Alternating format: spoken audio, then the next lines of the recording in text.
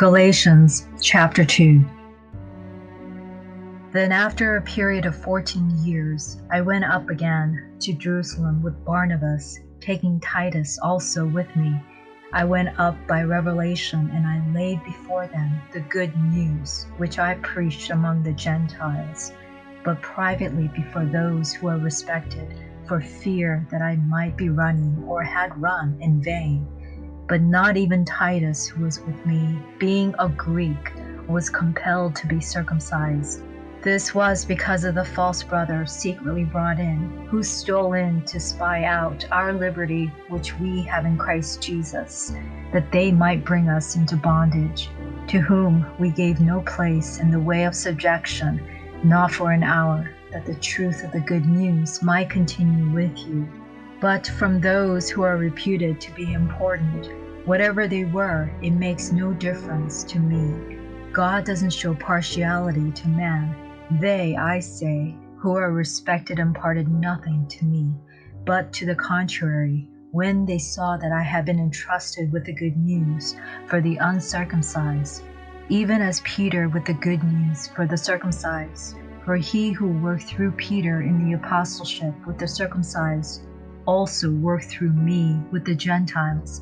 And when they perceived the grace that was given to me, James and Cephas and John, those who were reputed to be pillars, gave to Barnabas and me the right hand of fellowship, that we should go to the Gentiles, and they to the circumcision.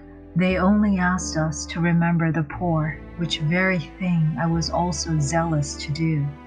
But when Peter came to Antioch, I resisted him to his face, because he stood condemned. For before some people came from James, he ate with the Gentiles.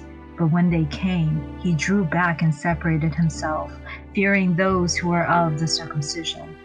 And the rest of the Jews joined him in his hypocrisy, so that even Barnabas was carried away with their hypocrisy. But when I saw that they didn't walk uprightly according to the truth of good news, I said to Peter before them all, "If you, being a Jew, live as Gentiles do, and not as Jews do, why do you compel the Gentiles to live as Jews do? We, being Jews by nature and not Gentile sinners, yet knowing that a man is not justified by the works of the law, but through faith in Jesus Christ, even we believe in Christ Jesus, that we might be justified by faith in Christ and not by the works of the law, because no flesh will be justified by the works of the law.